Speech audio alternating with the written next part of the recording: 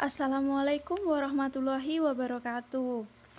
Halo teman-teman semuanya, perkenalkan nama saya Bella Aulina dengan NIM 2186206028.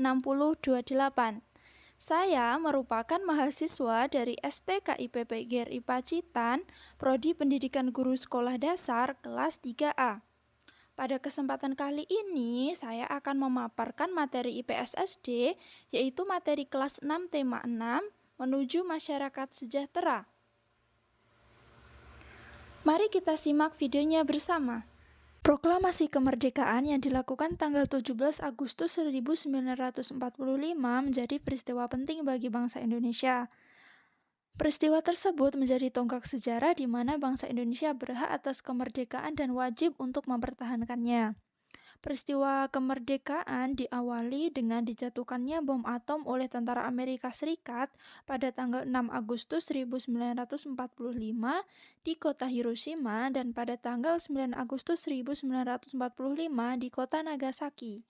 Jepang akhirnya menyerah kepada tentara sekutu. Peristiwa ini dijadikan kesempatan oleh bangsa Indonesia untuk segera membebaskan diri dari penjajahan bangsa Jepang. Teks proklamasi ditulis di rumah Laksamana Tadashi Maeda di Jalan Imam Bonjol nomor 1. Para penyusun teks proklamasi adalah Insinyur Soekarno, Dr. Andes Muhammad Hatta, dan Mr. Ahmad Subarjo. Konsep teks proklamasi ditulis oleh Insinyur Soekarno. Saat itu hadir pula BM Diah, Sayuti Melik, Soekarni, dan Sudiro. Soekarni mengusulkan agar yang menandatangani teks proklamasi itu adalah Insinyur Soekarno dan Dr. Andes Muhammad Hatta atas nama bangsa Indonesia. Yang kemudian teks proklamasi diketik oleh Sayuti Melik. Pagi harinya, tepatnya pada 17 Agustus 1945, di kediaman Soekarno di Jalan Pegangsaan Timur nomor 56, telah hadir antara lain Suwirjo, Wilopo, Gofar Pringgodikdo, Tabrani, dan Trimurti. Acara dimulai pada pukul 10 dengan pembacaan proklamasi oleh Soekarno dan disambung pidato singkat tanpa teks. Kemudian bendera merah putih yang telah dijahit Ibu Fatmawati dikibarkan. Proklamasi merupakan sejarah penting bagi negara Indonesia.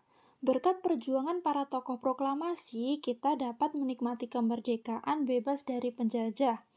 Apakah teman-teman tahu dari mana kata proklamasi itu berasal? Proklamasi berasal dari bahasa Yunani, yaitu proklamatio, yang berarti pengumuman resmi kepada seluruh rakyat. Pengumuman resmi yang dimaksud adalah pemberitahuan penting yang berhubungan dengan ketatanegaraan. Perjuangan kemerdekaan bangsa Indonesia terwujud secara resmi setelah Insinyur Soekarno dan Muhammad Hatta atas nama bangsa Indonesia memproklamasikan kemerdekaan Republik Indonesia pada tanggal 17 Agustus 1945 di Jalan Pegangsaan Timur nomor 56. Proklamasi yang telah dikumandangkan memiliki dua makna, yaitu makna kemerdekaan Indonesia di dunia internasional dan makna proklamasi bagi rakyat dan bangsa Indonesia. Makna proklamasi bagi bangsa Indonesia terbagi menjadi 5. Yang pertama, sebagai titik puncak perjuangan bangsa Indonesia, dan yang kedua, sebagai pernyataan de facto, yang ketiga, menaikkan martabat bangsa, yang keempat, dapat memulai perjuangan sebagai negara baru, dan yang kelima sebagai tonggak sejarah negara Indonesia. Mari kita bahas semuanya satu persatu. Yang pertama, makna proklamasi bagi bangsa Indonesia yaitu sebagai titik puncak perjuangan bangsa Indonesia. Makna proklamasi bagi bangsa Indonesia yaitu sebagai hasil usaha keras seluruh rakyat melawan penjajah untuk memperjuangkan haknya. Semua perjuangan itu terbayar sudah ketika bangsa Indonesia berhasil memproklamasikan dirinya menjadi negara yang merdeka, terlepas dari penjajahan bangsa Belanda ataupun bangsa Jepang, dan menjadi titik awal perjuangan bangsa Indonesia menjadi bangsa yang merdeka untuk membangun negeri yang mandiri. Yang kedua adalah sebagai pernyataan de facto. Makna proklamasi sebagai pernyataan de facto berarti pernyataan kemerdekaan sesuai kenyataan. bahwa proklamasi telah dikumandangkan ke seluruh wilayah Indonesia dan dunia. Kenyataan tersebut ada dan nyata pada saat Indonesia memproklamasikan kemerdekaannya.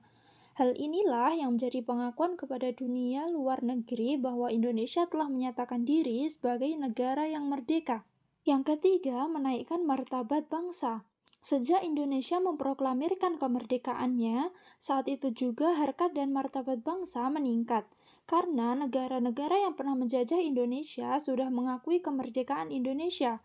Setelah itu, kedudukan bangsa Indonesia sejajar dengan bangsa-bangsa lain di dunia. Seluruh rakyat Indonesia dapat menikmati apa saja sama dengan bangsa lain. Yang keempat, dapat memulai perjuangan sebagai negara baru. Proklamasi dapat juga diartikan sebagai awal perjuangan baru. Proklamasi menandakan bahwa perjuangan merebut kemerdekaan telah selesai. Selanjutnya adalah perjuangan mempertahankan kemerdekaan Indonesia dan mengisi pemerintahan yang baru dimulai hingga tercapainya tujuan pembangunan nasional.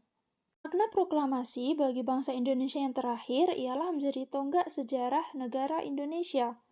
Proklamasi adalah titik permulaan kemerdekaan Indonesia. Oleh karena itu, adanya proklamasi membuat adanya sebuah bangsa baru yang bernama Indonesia dalam menentukan nasibnya sendiri serta tidak mau lagi dijajah oleh bangsa lain. Adanya proklamasi kemerdekaan menunjukkan bahwa bangsa Indonesia telah siap untuk menentukan nasib bangsanya sendiri tanpa ada campur tangan dari bangsa lain. Bangsa Indonesia memiliki kewajiban besar untuk mempertahankan dan mengisi kemerdekaan dengan cara meningkatkan taraf kehidupan bangsanya, memajukan kesejahteraan umum, mencerdaskan kehidupan bangsa, dan ikut melaksanakan ketertiban dunia, sebagaimana yang termuat dalam pembukaan Undang-Undang 1945 alinea keempat. Proklamasi kemerdekaan dapat dijadikan jembatan emas bagi bangsa Indonesia menuju masyarakat yang sejahtera, adil, dan makmur. Kemerdekaan bangsa Indonesia adalah titik awal untuk mengisi kemerdekaan. Salah satunya adalah upaya pemerintah untuk membangun masyarakat Indonesia yang sejahtera. Memiliki masyarakat yang sejahtera merupakan dambaan seluruh negara, tidak terkecuali Indonesia. Upaya-upaya yang telah dilakukan pemerintah diantaranya adalah meningkatkan taraf kehidupan dan mencerdaskan bangsa serta mengembangkan potensi yang dimiliki untuk kemajuan bangsa. Setelah lebih dari 70 tahun kemerdekaan, upaya tersebut masih digencarkan oleh pemerintah. Dukungan masyarakat sangat dibutuhkan dalam mewujudkan masyarakat yang sejahtera. Pelajar yang sedang belajar merupakan contoh sedang melaksanakan kewajibannya sebagai warga negara.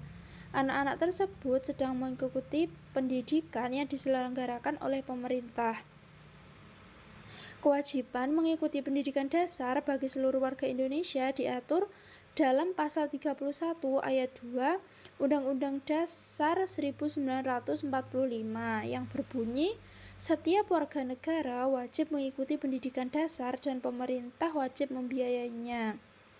Bentuk upaya pemerintah dalam merealisasikan Pasal 31 Ayat 2 Undang-Undang Dasar 1945 yaitu membuat program wajib belajar 9 tahun dengan gratis bagi seluruh warga Indonesia. Pemerintah menginginkan tingkat kecerdasan bangsa semakin meningkat dari waktu ke waktu. Upaya pemerintah lainnya yaitu memperbaiki fasilitas pendidikan, misalnya memperbaiki gedung-gedung sekolah yang sudah tidak layak, memberikan bantuan buku gratis, pengadaan alat-alat penunjang pembelajaran, dan menyediakan tenaga pengajar yang profesional. Perilaku positif dalam memaknai kemerdekaan. Setiap siswa ataupun warga negara memiliki kewajiban yang harus dilakukan. Dengan melaksanakan kewajiban berarti kita telah berperilaku positif. Berperilaku positif dalam masyarakat merupakan perwujudan dari sikap dalam memaknai proklamasi kemerdekaan. Di antara beberapa perilaku positif dalam memaknai proklamasi kemerdekaan yaitu kreatif, kritis, mandiri, berani membela kebenaran, menjunjung tinggi prinsip-prinsip dan asas-asas, serta tujuan hidup bernegara. Sebagaimana yang dikumandangkan dalam proklamasi kemerdekaan dan asas kerohanian Pancasila serta nilai-nilai dalam Undang-Undang Dasar 1945. Sebagai generasi penerus bangsa, kita harus menyadari betapa mulia dan terpujinya para pahlawan bangsa. Mereka mengorbankan segalanya ketika memperjuangkan kemerdekaan Indonesia, menentang penjajah di atas dunia dengan penuh kegigihannya. Kemerdekaan Indonesia merupakan anugerah dari Tuhan Yang Maha Esa. Sebagai generasi penerus bangsa, kita tidak boleh menyanyiakan kemerdekaan yang telah diperjuangkan para pahlawan. Kemerdekaan harus dipertahankan serta diwujudkan dalam tindakan nyata guna mencapai tujuan nasional. Perilaku positif memaknai proklamasi kemerdekaan berarti menghargai perjuangan para pejuang dan pahlawan bangsa. Penghargaan tersebut dapat ditunjukkan dengan berbagai upaya untuk mengisi kemerdekaan guna tercapainya cita-cita nasional. Tadi kita sudah belajar berlaku positif dalam memaknai kemerdekaan. Sekarang kita akan belajar upaya siswa dalam mengisi kemerdekaan. Nah, upaya-upaya yang dapat dilakukan seorang siswa dalam mengisi kemerdekaan antara lain: 1. Rajin beribadah sesuai agama. 2. Belajar dengan giat, rajin, dan tekun. 3. Mengikuti upacara kemerdekaan dengan hikmat. 4. Saling menghormati antar sesama. Yang kelima, mengikuti perlombaan 17 Agustus yang diadakan panitia setempat. 6. Ikut serta dalam mengemukakan gagasan, ide, pendapat di dalam kemerdekaan yang ada di kalangan masyarakat maupun sekolah. Kemudian yang ketujuh, ikut berpartisipasi aktif dalam kegiatan yang ada di masyarakat. Upaya masyarakat untuk mempertahankan kemerdekaan Republik Indonesia. Salah satu hak yang dimiliki warga negara Indonesia yaitu setiap warga negara yang bebas melakukan usaha untuk terwujudnya kehidupan yang layak. Salah satu usaha yang diciptakan oleh warga Indonesia adalah membatik. Selain sebagai mata pencarian, kegiatan membatik juga termasuk usaha melestarikan budaya nenek moyang. Batik dan kain tenun adalah identitas budaya Indonesia. Bahkan, sejak tahun 2009, batik telah ditetapkan oleh UNESCO sebagai warisan budaya Indonesia. Batik dan kain tenun memiliki beragam motif yang mencerminkan identitas dari tiap-tiap daerah. Oleh karena itu, batik dan kain tenun menjadi salah satu kebanggaan budaya bangsa Indonesia yang wajib dilestarikan oleh setiap warga negara Indonesia. Melestarikan budaya bangsa Indonesia termasuk upaya mempertahankan kemerdekaan NKRI. Cara lain yang dapat dilakukan oleh masyarakat untuk mempertahankan kemerdekaan RI, misalnya dengan sikap cinta tanah air, membina persatuan dan kesatuan, rela berkorban untuk kepentingan bangsa dan negara. Berikut adalah contoh perilaku yang mencerminkan upaya mempertahankan kemerdekaan Negara Kesatuan Republik Indonesia.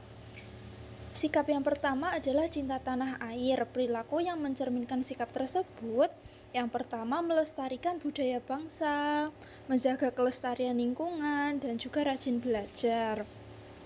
Sikap yang kedua yaitu membina persatuan dan kesatuan.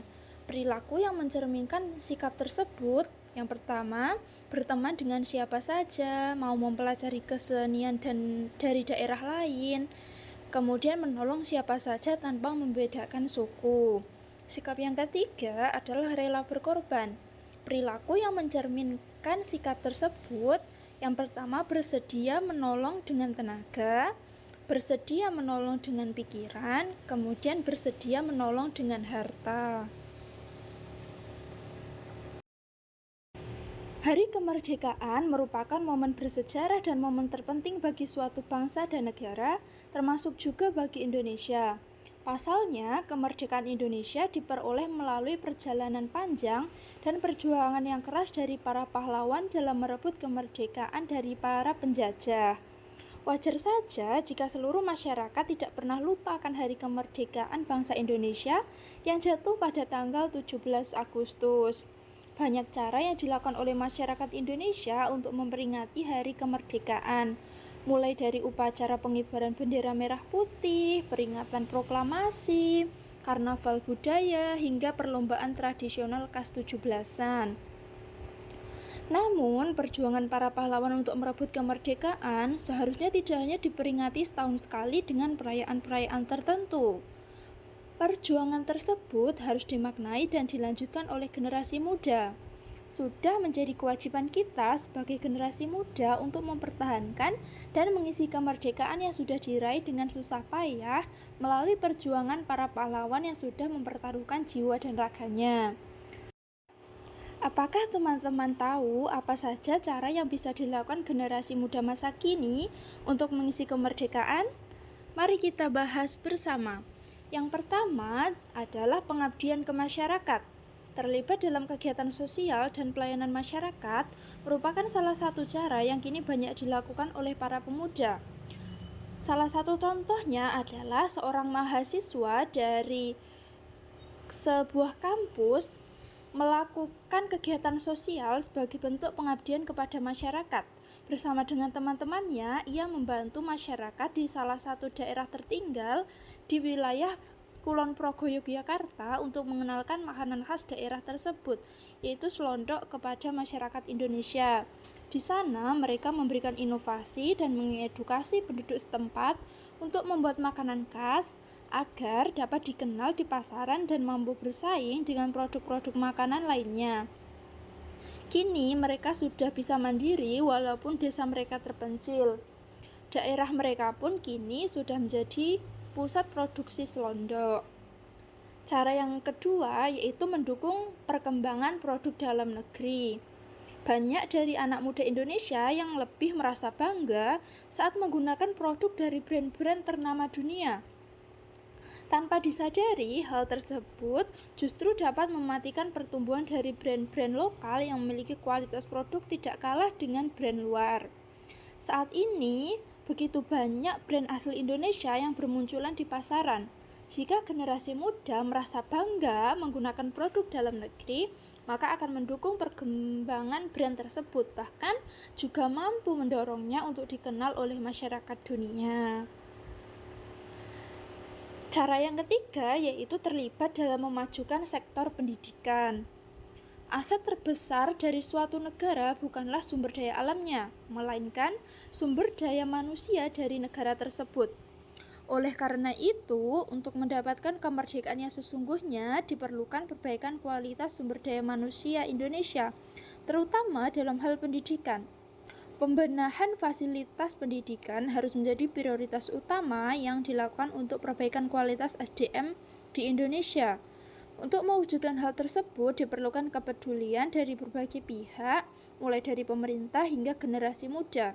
Generasi muda bisa ikut berperan aktif dalam memperbaiki sektor pendidikan di Indonesia, seperti yang dilakukan oleh salah satu mahasiswa di salah satu universitas. Ia terlibat sebagai fasilitator bagian edukasi dan seni yang bertugas mengajari anak-anak yang ada di Pulau Seraya yang belum mendapatkan fasilitas pendidikan. Ia percaya bahwa untuk mencapai kemerdekaan yang sesungguhnya, hal terpenting harus dilakukan adalah memerdekakan generasi bangsa dari keterbatasan dalam pendidikan maupun kesehatan, dan generasi muda bisa ikut terlibat dalam hal daerah yang belum terjamah, maka tercapailah maksud dan tujuan dari kemerdekaan. Yang keempat adalah mengenalkan budaya Indonesia kepada dunia. Menurut Sunarto, pengenalan budaya Indonesia kepada masyarakat dunia juga dapat dijadikan sebagai wujud untuk mengisi kemerdekaan. Pemuda yang pernah ikut serta dalam kegiatan pertukaran pemuda ke Kanada ini tidak lupa untuk mengenalkan budaya Indonesia kepada teman-temannya di Kanada saat mengikuti kegiatan pertukaran pemuda. Di sana, ia dan timnya mengenalkan budaya serta kesenian tradisional Indonesia kepada mahasiswa di sana.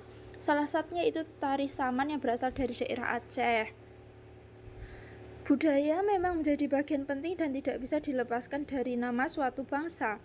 Bahkan, budaya bisa dikatakan sebagai hal yang dapat menjadi representasi dari bangsa dan negara yang bersangkutan. Kemudian, cara yang terakhir adalah saling menghormati dan berbagi. Salah satu cara yang dapat dilakukan untuk misi kemerdekaan adalah menerapkan prinsip setara bersaudara dan saling berbagi satu sama lain. Sikap saling menghormati memang sangat diperlukan oleh masyarakat Indonesia yang pada dasarnya terdiri dari berbagai suku, ras, dan agama yang berbeda-beda. Jika perbedaan tersebut tidak disikapi dengan rasa saling menghormati, maka tidak akan terjadi kemerdekaan yang sepenuhnya. Apakah teman-teman tahu apakah yang dimaksud dengan masyarakat sejahtera? Mari kita membahasnya. Istilah masyarakat berasal dari kata musyarak, dari bahasa Arab yang memiliki arti ikut serta atau berpartisipasi. Sedangkan dalam bahasa Inggris disebut society. Menurut Kamus Besar Bahasa Indonesia, masyarakat berarti sejumlah manusia dalam arti seluas-luasnya dan terikat oleh suatu kebudayaan yang mereka anggap sama. Sementara itu, sejahtera berarti aman sentosa dan makmur serta selamat atau terlepas dari segala macam gangguan. Masyarakat sejahtera berarti suatu tata kehidupan atau penghidupan masyarakat baik material maupun spiritual yang tidak diliputi oleh rasa takut, keselamatan kesusilaan, dan ketentraman lahir batin. Kondisi tersebut memungkinkan setiap masyarakat untuk mengadakan usaha penemuan kebutuhan jasmani dan sosial yang sebaik-baiknya bagi diri, keluarga, serta masyarakat. Pemenuhan kebutuhan tersebut mereka menjunjung tinggi hak asasi serta kewajiban sebagai manusia. Nah, kita tadi kan sudah belajar apa itu masyarakat sejahtera. Sekarang kita akan belajar ciri-ciri dari masyarakat sejahtera. Beberapa ciri-ciri masyarakat sejahtera dalam suatu negara. Yang pertama, berbagai kebutuhan pokok masyarakat terpenuhi. Yang kedua, kesehatan masyarakat terjamin. Yang ketiga, mendapat pendidikan yang memadai. Kemudian yang keempat, angka kejahatannya rendah. Yang kelima, masyarakatnya relatif bahagia. Dan kemudian memiliki jaminan sosial saat pensiun atau tua. Setiap hari Senin di Sekolah Budi diadakan upacara bendera. Pada kegiatan upacara bendera ada pembacaan teks pembukaan Undang-Undang Dasar 1945. Teks tersebut dibacakan dengan lantang oleh petugas upacara. Seluruh peserta upacara mendengarkan dengan penuh hikmat dan penuh perhatian. Pada pembukaan Undang-Undang Dasar 1945 dijelaskan bahwa bangsa Indonesia memiliki 4 tujuan nasional, yaitu melindungi bangsa Indonesia, memajukan kesejahteraan umum, mencerdaskan bangsa, dan melaksanakan ketertiban dunia, yang mana pelaksanaannya didasarkan pada kemerdekaan dan perdamaian abadi serta keadilan sosial. Hal ini berarti negara memiliki tujuan dan harapan serta berupaya penuh untuk menciptakan kehidupan masyarakat yang sejahtera.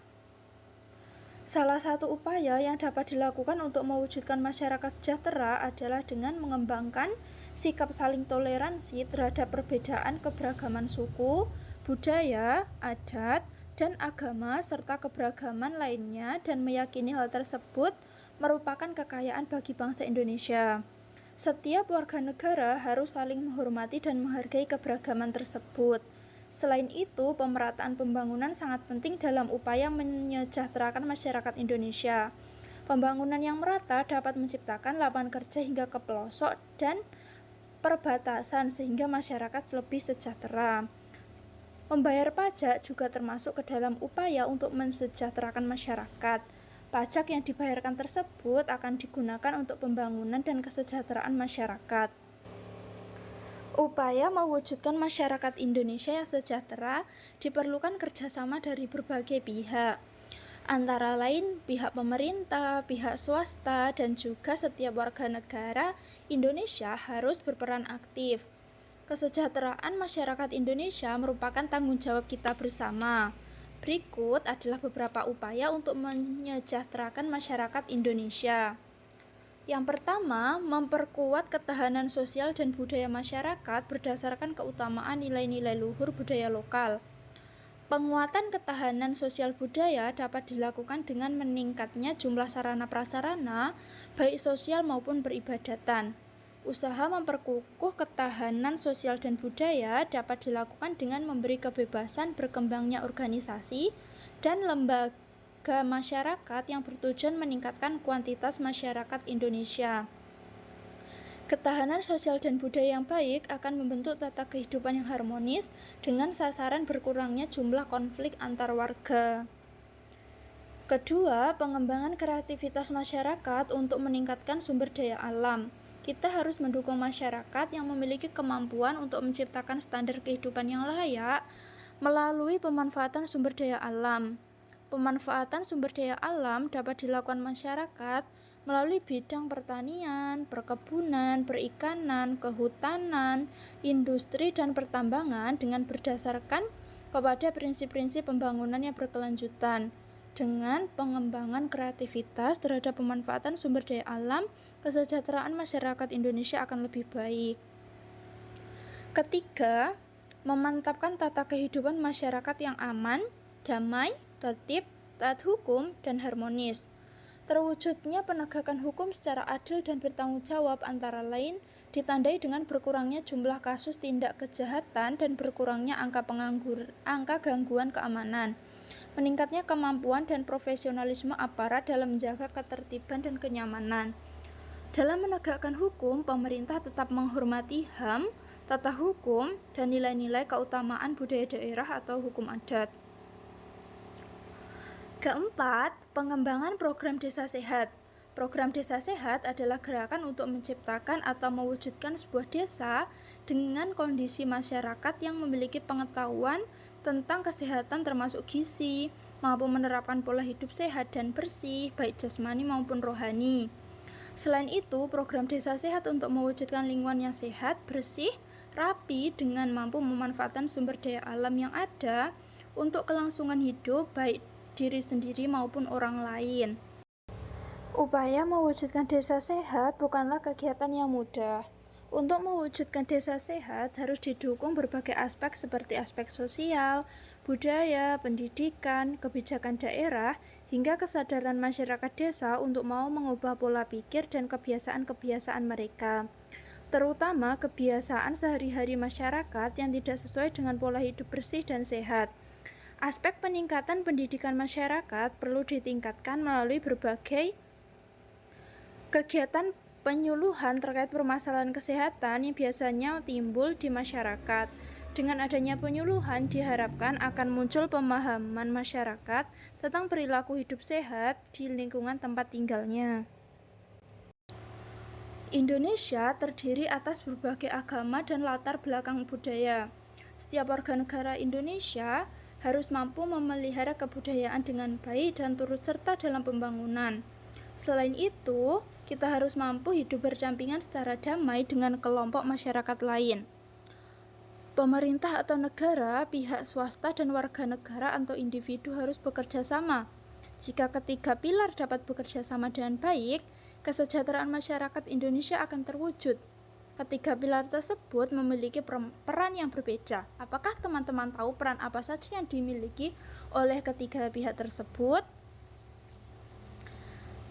Peran yang pertama adalah peran individu, yaitu meningkatkan ketakwaannya, menaati aturan di masyarakat, menjaga kesehatan, dan mengoptimalkan sumber daya yang ada pada dirinya.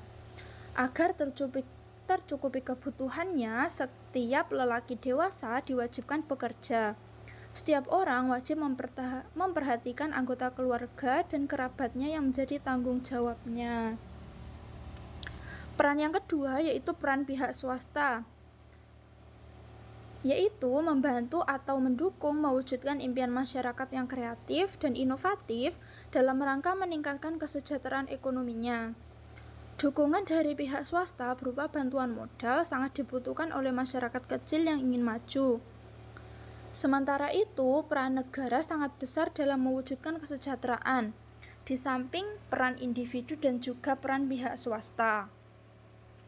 Peran negara dalam mewujudkan kesejahteraan masyarakat diantaranya memberikan fasilitas kesehatan gratis, membebaskan biaya pendidikan, menerapkan kebijakan dalam bidang pertanian, perkebunan, peternakan, dan perikanan, serta mengelola seluruh sumber daya alam milik negara untuk kepentingan umum. Nah, kita sudah sampai di penghujung penyampaian materi. Saya ucapkan terima kasih kepada teman-teman semua atas waktu dan juga perhatian yang telah diberikan. Semoga apa yang kita pelajari hari ini bisa bermanfaat bagi kita semua. Ada kurang lebihnya saya mohon maaf. Wassalamualaikum warahmatullahi wabarakatuh.